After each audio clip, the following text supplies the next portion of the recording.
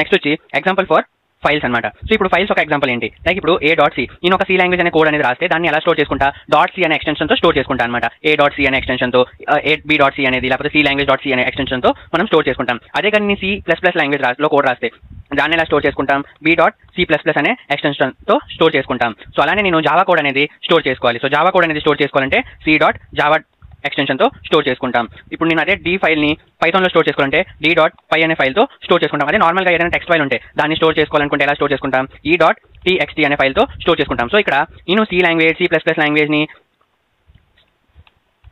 CPP C++ language store చేయాలంటే b.cpp అనమాట. So C language store చేయడానికి .c, బి లాంగ్వేజ్ స్టోర్ చేయడానికి .cpp, జావాని store చేయడానికి .java, అలానే నేను ఇక్కడ ఎక్స్టెన్షన్ అనేవి యూజ్ చేశాను. సో ఇప్పుడు ఈ సి లాంగ్వేజ్ ని స్టోర్ చేశా కదా, సో దీని నేమ్ ఏంటి, ఈ ఫైల్ నేమ్ ఏంటి, సో ఈ ఫైల్ నేమ్ ఏంటి A, అండ్ CPP ని స్టోర్ చేసే ఆ ఫైల్ నేమ్ ఏంటి B, జావాని స్టోర్ చేసే ఆ ఫైల్ నేమ్ ఏంటి C, అండ్ పైథాన్ ని స్టోర్ చేసిన ఆ ఫైల్ నేమ్ ఏంటి D, టెక్స్ట్ ఫైల్ స్టోర్ చేసిన ఫైల్ నేమ్ ఏంటి E. సో ఈ నేమ్స్ అనేవి ఇక్కడ ఏంటంటే ఐడెంటిఫైయర్స్ అనమాట. సో ఫైల్స్ లో మనం స్టోర్ చేసిన ఫైల్స్ నేమ్ అనేది దాన్నే ఐడెంటిఫైయర్స్ అంటాం.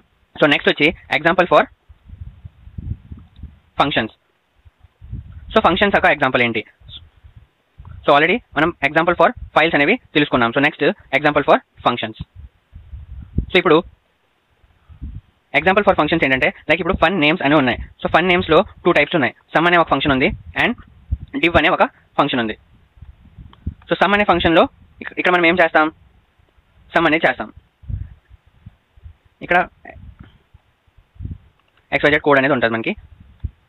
అండ్ div అనే ఫంక్షన్లో మనం ఏం చేస్తామంటే డివిజన్ అనేది ఫంక్షన్, ఈ డివిజన్ అనే ఫంక్షన్లో మనం డివిజన్ అనే ఒక కోడ్ అనేది రాసుకుంటాం.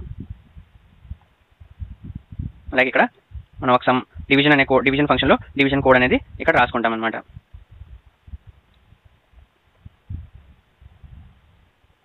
సో ఇక్కడ దీంట్లో మనం సమ్ చేసుకుంటున్నాం, దీంట్లో మనం డివిజన్ చేసుకుంటాం అని ఎలా తెలుస్తుంది, ఈ నేమ్ వల్ల తెలుస్తుంది. సో సమ్ అనే ఫంక్షన్ నేమ్, div అనే ఫంక్షన్ నేమ్ వల్ల. So name, so function name అనమాట. సో నేమ్ అంటే ఏంటి, ఐడెంటిఫైర్ అనమాట. సో ఈ ఫంక్షన్లో ఇది ఎగ్జాంపుల్ అనమాట ఐడెంటిఫైయర్స్ కి.